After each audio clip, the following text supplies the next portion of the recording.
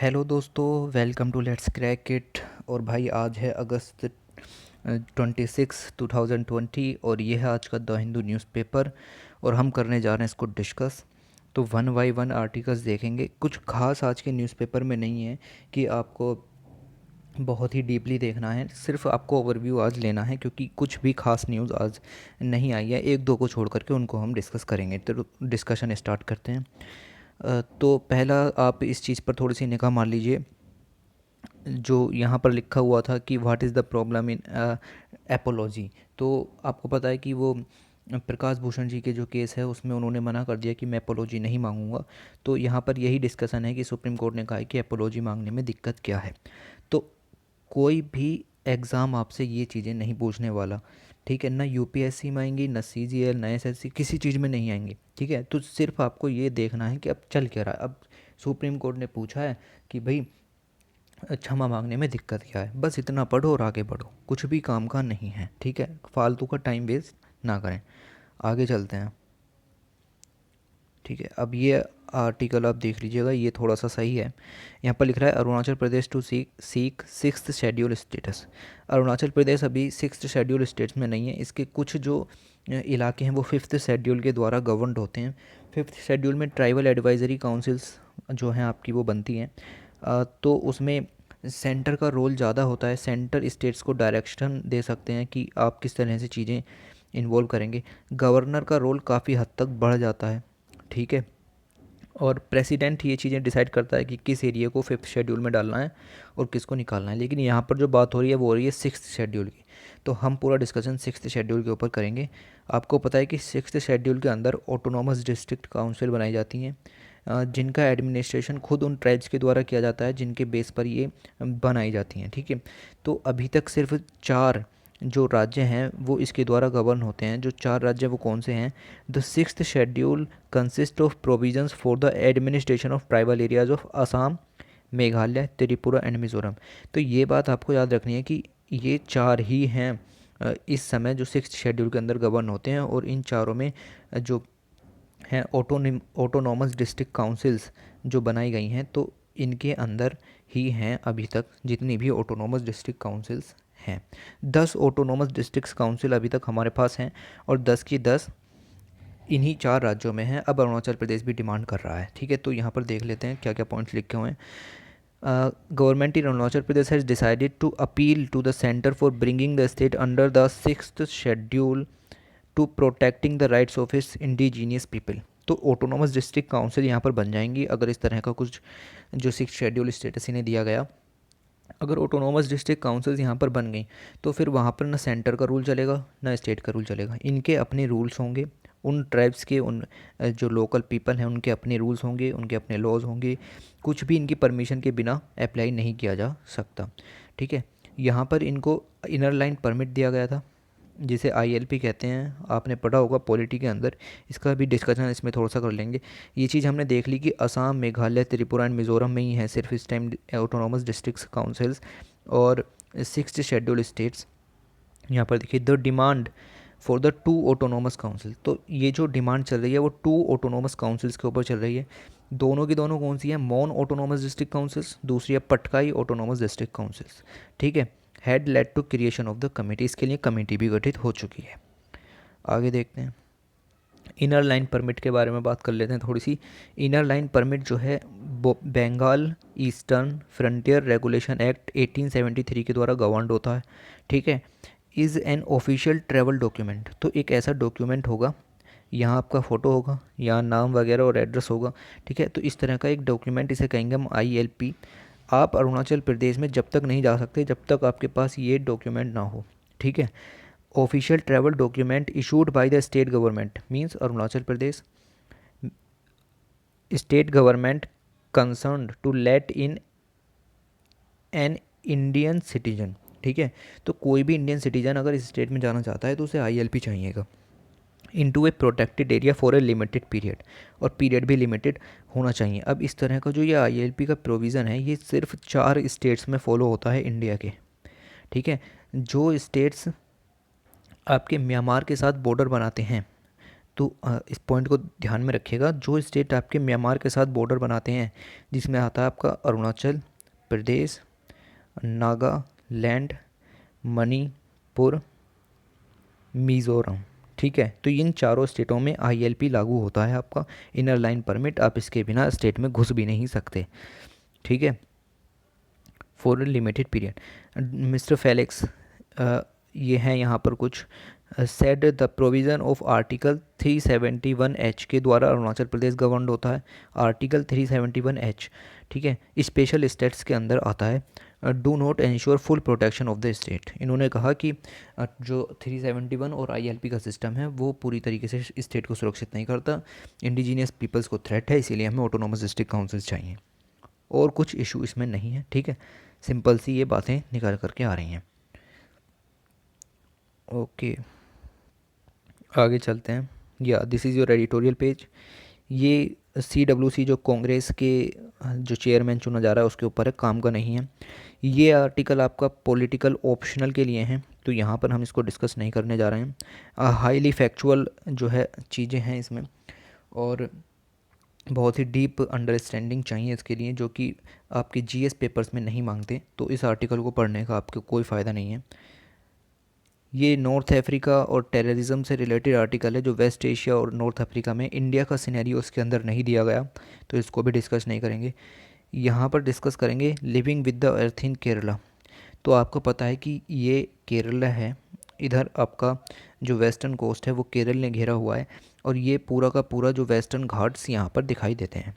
तो पूरा का पूरा केरल एक तरीके से एक नेचुरल हैबिटेट है अपने आप में, पूरी की पूरी जो नेचुरल चीज़ें हैं वो केरल में आती हैं, पूरा केरल नेचुरल लैंड पर ही टिका हुआ है।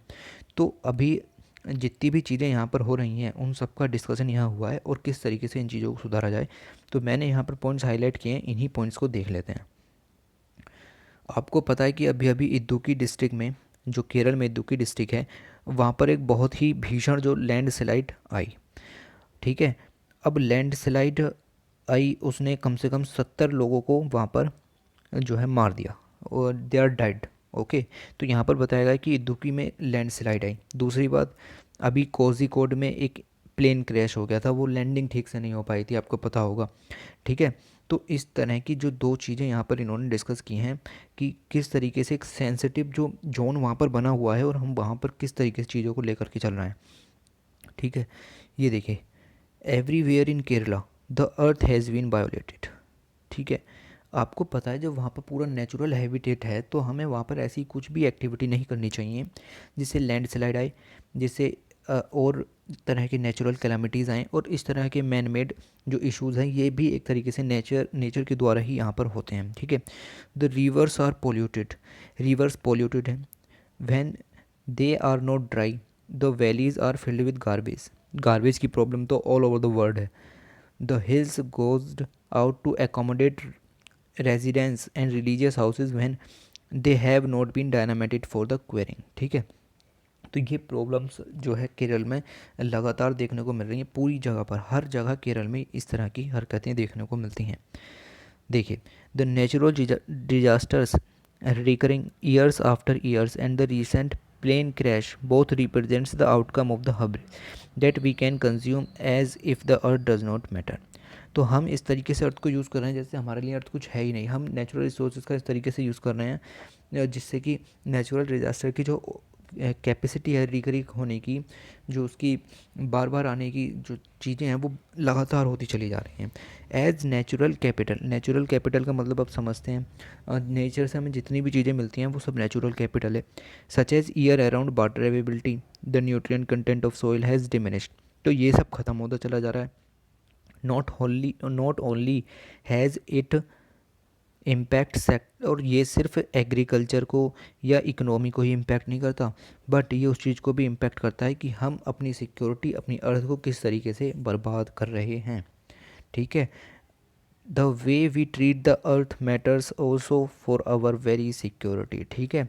तो सिर्फ इकोनॉमी पर ही इसका इम्पैक्ट नहीं पड़ता, हर चीज़ पर अर्थ का इम्पैक्ट पड़ता है। नेचुरल रिसोर्सेज आप जिस तरीके से यूज़ करोगे उस सब पर इम्पैक्ट पड़ेगा, ठीक है। अब यहाँ पर देखिए, केरला का फ्यूचर यहाँ पर इन्होंने बताया, Kerala's future is inextricably linked to how it conserve its natural capital.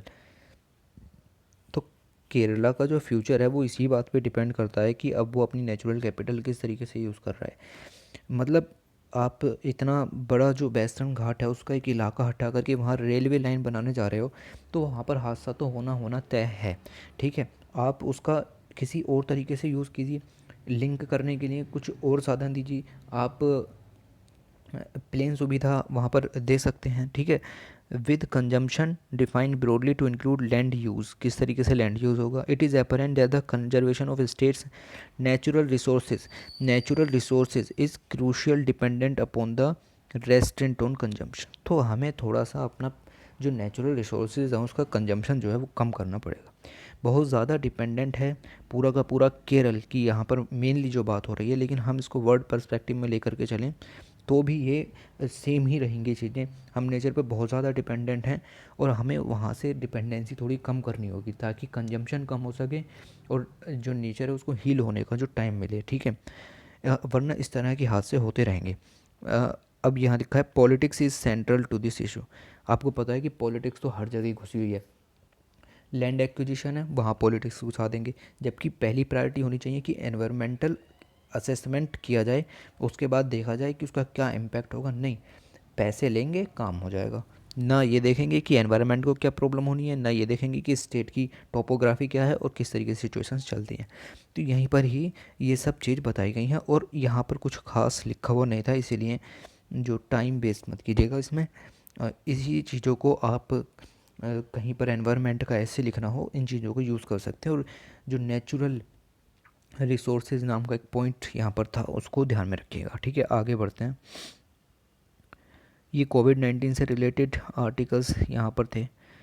ठीक है, या ये देखिए आप, यहाँ पर एक न्यूज़ थी कि मुल्लापेरियार जो डैम आपका केरल में है उसको लेकर के थोड़ी सी जो पीआईएल फाइल की गई कि डैम जो है सिक्योरिटी के मेजर्स को फॉलो नहीं करता है और किसी दिन यहाँ पर एक अजीब सी बाढ़ आ सकती है इस इलाके में। तो उस चीज़ को लेकर के एक पीआईएल फाइल हुई। हमारे काम के लिए क्या है कि एक बार मुल्लापेरियार डैम की लोकेशन देख लेते हैं और ये कौन सी रिवर पर है, कौन से स्टेट में। ठीक है, तो मुल्लापेरियार डैम के बारे में ये देखिए, Mullaperiyar dam is a masonry gravity dam on the Periyar river. ठीक है, तो आपको याद रखना है कि पेरियार रिवर भी केरल में है, in the Indian state of Kerala, और केरल के स्टेट में, केरल स्टेट में। ठीक है, ये याद रखने की ज़रूरत नहीं है कि सी लेवल से कितना ऊपर है। ऑन द कार्डामोम हिल्स, ठीक है, कार्डामोम हिल्स के ये आसपास है, वेस्टर्न घाट्स में, इदुक्की डिस्ट्रिक्ट केरला। यहाँ पर इसी वजह से जो सुनामी वगैरह, जो लैंडस्लाइड वगैरह आती हैं वो इसी वजह से आती हैं, क्योंकि जो रॉक्स हैं वो जो जो वाटर यहाँ पर कंटेन हुआ उसको एब्जॉर्ब कर लेती हैं और एकदम स्लिपरी हो जाती हैं। जैसे कोई भी जॉइंट होगा तो वहाँ पर वाटर जो चला जाएगा और ये पूरा का पूरा इलाका नीचे आ जाएगा। तो ये सब प्रॉब्लम यहाँ पर आती हैं, इसी वजह से यहाँ पीआईएल फाइल हुई। तो हमने ये चीज़ देख ली कि पेरियार रिवर पर है, कार्डामोम हिल्स के पास है, इदुक्की डिस्ट्रिक्ट में है, केरल में है। 4 पॉइंट आपके लिए इंपॉर्टेंट है। आगे बढ़ते हैं। प्रशांत भूषण केस में काफ़ी कुछ जजमेंट्स चल रहे हैं। अब 2009 का जो तहलका मैगज़ीन का केस हुआ था भूषण जी के साथ, उसको एक नई बेंच फिर से सुनेगी। अब इसको पढ़ करके टाइम वेस्ट मत कीजिए, पूरा आर्टिकल आपको किसी न किसी दिन पूरा मिल जाएगा, उसको एक ही बार पढ़िए और आगे चलिए। ठीक है, यहाँ पर देखिए, जो एस जयशंकर जी हैं, एक्सटर्नल अफेयर्स मिनिस्टर, SCO यानी संघाई कोऑपरेशन ऑर्गेनाइजेशन की मीटिंग नेक्स्ट मंथ होने वाली है, उसको ये ज्वाइन करने के लिए जा रहे हैं। तो ये हमारे लिए ज़रूरी नहीं है कि क्या ज्वाइन कर रहे हैं और क्यों ज्वाइन कर रहे हैं, ज़रूरी क्या है कि हमें पता होना चाहिए कि संघाई कोऑपरेशन ऑर्गेनाइजेशन होता क्या है। तो यहाँ पर देखते हैं कि संघाई कोऑपरेशन ऑर्गेनाइजेशन होता क्या है। देखिए, ये है ग्लोब। ठीक है, ये कंट्रीज़ आपकी संघाई कोऑपरेशन ऑर्गेनाइजेशन की मेंबर्स हैं। ठीक है, अब इसमें जो मेंबर्स होते हैं वो कई तरह के होते हैं, partner members, official members, full time members, observer members. ठीक है, तो हमें जो काम के हैं वो हमारे फुल टाइम मेंबर्स, ऑब्जर्वर्स हमारे काम के नहीं होते। जो मेंबर्स हैं वो ग्रीन कलर में दिखाए गए हैं, यानी कि India is a observer member. ठीक है, पाकिस्तान, चाइना, मंगोलिया, वो sorry Mongolia is not there, Kazakhstan, Russia. ठीक है, तो ये और भी कंट्रीज़ हैं। नीचे देखते हैं तो आप देखिए, ये बना था 2001 में। ठीक है। अच्छा, इसका टाइप क्या है? ये है म्यूचुअल सिक्योरिटी, इनका इशू है पॉलिटिकल इकोनॉमिक ऑर्गेनाइजेशन। तो ये एक पॉलिटिकल इकोनॉमिक ऑर्गेनाइजेशन है और सिक्योरिटी इनका जो म्यूचुअल टारगेट है। बीजिंग और चाइना में इसका हेडक्वार्टर्स है। 8 मेंबर्स स्टेट इसके अंदर हैं। अब यहाँ से आप इन 8 मेंबर्स को एज इट इज़ याद कर लीजिए, क्योंकि प्रीलिम्स में इस तरह के क्वेश्चन आते हैं।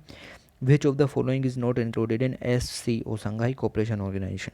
तो China is there, India is there, Kazakhstan, Kyrgyzstan, Pakistan, Russia, Tajikistan and your Uzbekistan is there. तो you understand that what are the countries here. So as it is, question can become any of the 4 or 5 countries. They will give you in sequence and ask the codes which of the following is or not is, ठीक है। तो learn them as it is। आगे चलते हैं। Okay, तो this is your the Hindu newspaper today's analysis. कुछ खास newspapers में था नहीं, बस एक SCO वाला और मुल्ला पेरियार डैम के बारे में आपको पता होना चाहिए। और मेंस के हिसाब से एडिटोरियल में सिर्फ वही काम का था कि केरला हाईली प्रोन स्टेट है नेचुरल कैलामिटीज़ के, तो उस चीज़ों को कैसे कम किया जा सकता है। तो ये आपका डिस्कशन ख़त्म होता है। और चैनल को लाइक एंड सब्सक्राइब कर लेना। वीडियो पसंद आई हो तो शेयर करना, और जो है कुछ कमियां हुई हो तो कमेंट में बता देना, ठीक है। Okay, good bye.